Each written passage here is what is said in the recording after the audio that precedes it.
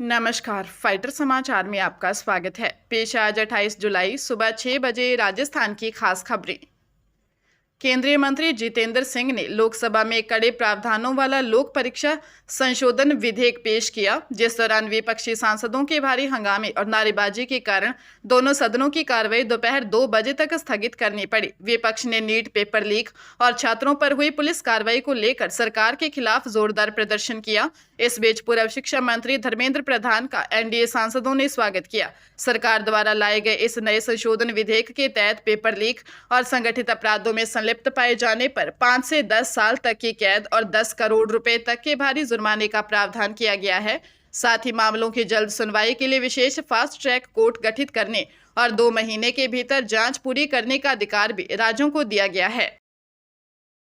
राजस्थान लोक सेवा आयोग परिसर की सुरक्षा व्यवस्था को और अधिक मजबूत तथा पारदर्शी बनाने के लिए आयोग अध्यक्ष कर्नल केसरी सिंह की पहल पर कई बड़े कदम उठाए जा रहे हैं, जिसके तहत बिना अनुमति या बाहरी काउंटर से पास लिए बिना किसी का भी प्रवेश वर्जित कर दिया गया है तथा अधिकारियों, कर्मचारियों और अभ्यर्थियों के लिए अलग अलग रंगों के विशिष्ट आई कार्ड की नई व्यवस्था शीघ्र लागू की जा रही है, जिससे राजपत्रित, मंत्रालयिक, चतुर्थ श्रेणी और संविदा कर्मियों की आसानी से पहचान हो सकेगी। आगंतुकों का कार्य के आधार पर गेट पास मिलेंगे, जिन्हें बाहर जाते वक्त जमा कराना अनिवार्य होगा। प्रश्न पत्रों की गोपनीयता और परीक्षाओं की शुचिता बनाए रखने के लिए यह नवाचार 7 लेयर प्रोटेक्शन और सीट टू सीट वीडियोग्राफी जैसी पुख्ता व्यवस्थाओं के साथ आयोग की सुरक्षा को एक नए स्तर पर ले जाएगा। राजस्थान स्टेट ओपन स्कूल द्वारा खुद का पाठ्यक्रम तैयार करने या राजस्थान माध्यमिक शिक्षा बोर्ड का सिलेबस लागू करने की सभी तैयारियां विफल हो जाने के कारण एक बार फिर राष्ट्रीय मुक्त विद्यालय शिक्षा संस्थान के सिलेबस के ही भरोसे रहना पड़ रहा है, जिसके चलते कॉपीराइट शुल्क के रूप में एनआईओएस को इस वर्ष भी करीब 25 लाख रुपए का अतिरिक्त वित्तीय भार चुकाना होगा। अपने गठन के 41 साल बाद विश्वविद्यालयों राजस्थान बोर्ड से विषय विशेषज्ञों व मदद न मिलने के कारण स्टेट ओपन को यह कदम उठाना पड़ा है, जिससे स्थानीय विद्यार्थियों को प्रतियोगी परीक्षाओं में फायदा दिलाने के लिए राजस्थान की कला, संस्कृति और इतिहास को नए पाठ्यक्रम में शामिल करने की योजना फिलहाल 1 साल के लिए आगे खिसक गई है, जबकि हर साल लगभग 1 लाख विद्यार्थी 10वीं 12वीं की परीक्षाओं में शामिल होते हैं। अजमेर जिले के पुष्कर की रहने वाली एक युवती की सोशल मीडिया प्रोफाइल फोटो को एडिट कर अश्लील बनाकर उसे वायरल करने की धमकी देने और बदनामी का डर दिखाकर अलग अलग बैंक खातों में 2,35,000 रुपये की ठगी करने का एक गंभीर मामला सामने आया है। राष्ट्रीय साइबर अपराध रिपोर्टिंग पोर्टल पर शिकायत दर्ज कराने के बाद साइबर थाना एटीएस एसओजी द्वारा 0 नंबर पर एफआईआर दर्ज कर मामला अजमेर साइबर थाने को ट्रांसफर किया गया है, जिसके आधार पर साइबर थाने के हेड कांस्टेबल सुमित कुमार ने मामला दर्ज कर लिया है और फिलहाल पुलिस पूरे प्रकरण की गहनता से जांच करते हुए आरोपी की तलाश में जुटी हुई है, ताकि उसे जल्द से जल्द गिरफ्तार किया जा सके। जयपुर नगर निगम ने आगामी चुनावों की तैयारियों के बीच चुनाव लड़ने के इच्छुक उम्मीदवारों के लिए नो ड्यूज प्रमाण पत्र अनिवार्य कर दिया है, जिससे राजनीतिक हलचल तेज हो गई है। नए आदेश के अनुसार पूर्व पार्षदों और चेयरमैनों को उपायुक्त स्तर से तथा न्यायवेदकों को संबंधित जॉन कार्यालय से यह अध्येयता प्रमाण पत्र लेना होगा, जिसके बिना नामांकन प्रक्रिया प्रभावित हो सकती है। इस सख्त कदम का उद्देश्य उम्मीदवारों की वित्तीय जवाबदेही सुनिश्चित करना और लंबित कर या किराए के बकाये को दूर करना है। राजनीतिक दलों ने भी संभावित दावेदारों को समय रहते अपने बकाया मामलों का निपटारा करने की सलाह दी है, ताकि टिकट वितरण और नामांकन में कोई बाधा न आए। विश्लेषकों का मानना है कि इससे स्थानीय निकाय चुनावों में पारदर्शिता बढ़ेगी और स्वच्छ प्रशासन को बढ़ावा मिलेगा।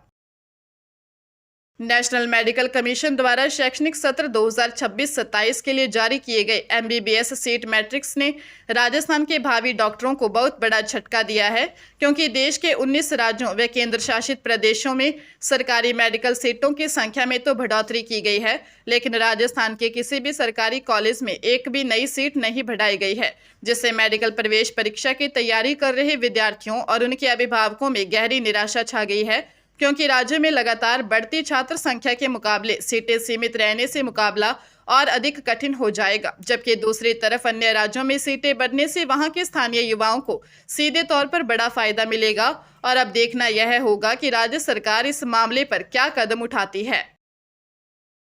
श्रीगंगानगर जिले के लालगढ़ थाना क्षेत्र के गांव भागसर में शराब पीने के दौरान हुए मामूली विवाद ने हिंसक रूप ले लिया, जहां एक युवक ने अपने ही दोस्त रमेश कुमार सोनी पर हमला कर उसकी हत्या कर दी। गत रात करीब 10:30 बजे दोनों दोस्त साथ बैठकर शराब पी रहे थे। इसी दौरान हुई कहासुनी के बाद मनफुल राम ने गुस्से में आकर रमेश कुमार सोनी पर हमला कर दिया, जिससे वह गंभीर घायल होकर मौके पर ही गिर पड़ा। सूचना मिलते ही लालगढ़ थाना प्रभारी सीआई सुभाष पुलिस बल के साथ पहुंचे और शव को जिला अस्पताल की मोर्चरी भिजवाया, जहां पीएमओ डॉक्टर सुखपाल सिंह की मौजूदगी में पोस्टमार्टम करवाकर शव परिजनों को सौंप दिया। पुलिस ने वारदात में प्रयुक्त हथियार की तलाश और आरोपी मनफुल राम की गिरफ्तारी के लिए दबिशें तेज कर दी हैं। बीकानेर जिले की नोखा थाना पुलिस ने साइबर सेल की मदद से हरियाणा के कुरुक्षेत्र से फर्जी डीलरशिप के नाम पर देश के विभिन्न राज्यों में 1 करोड़ रुपए से अधिक की ठगी करने वाले शातिर साइबर जालसाज विक्रम सिंह सोना निवासी सहारनपुर उत्तर प्रदेश को गिरफ्तार कर लिया है, जिसने जुलाई 2025 में नोखा निवासी प्रेमचंद से खाद कीटनाशक की डीलरशिप दिलाने के नाम पर 15 लाख रुपए से अधिक की ठगी की थी और हनुमानगढ़ के एक व्यापारी से भी 7 लाख रुपए ऐंठे थे। थानाधिकारी गोविंद सिंह के अनुसार आरोपी 3 फर्जी फर्मों के नाम पर अलग अलग बैंक खाते खुलवाकर व्यापारियों को अधिकृत डीलर बनाने का झांसा देता था और पैसे मिलते ही अपना मोबाइल नंबर व ठिकाना बदल देता था, जिससे जुड़े अन्य मामलों और उसके पूरे नेटवर्क का खुलासा करने के लिए पुलिस फिलहाल उससे गहन पूछताछ कर रही है। बीकानेर जिले के नोखा बाईपास पर रोड़ा गांव के पास जोधपुर से लौट रही वैगनार कार को एक तेज रफ्तार सफेद स्विफ्ट कार ने टक्कर मार दी, जिससे 2 लोगों की मौत हो गई। हादसे में गंभीर रूप से घायल राजेश कुमार को नोखा अस्पताल में मृत घोषित कर दिया गया, जबकि अन्य जुगल किशोर का पीबीएम अस्पताल में इलाज के दौरान जान चली गई। कार में सवार तीसरे घायल गणपत सिंह का इलाज जारी है। इंदिरा कॉलोनी निवासी वंशीलाल राजपुरोहित की रिपोर्ट पर नोखा पुलिस ने अज्ञात स्विफ्ट कार के खिलाफ तेज गति व लापरवाही से वाहन चलाने का मामला दर्ज कर जांच उप निरीक्षक कुशला राम को सौंप दी है।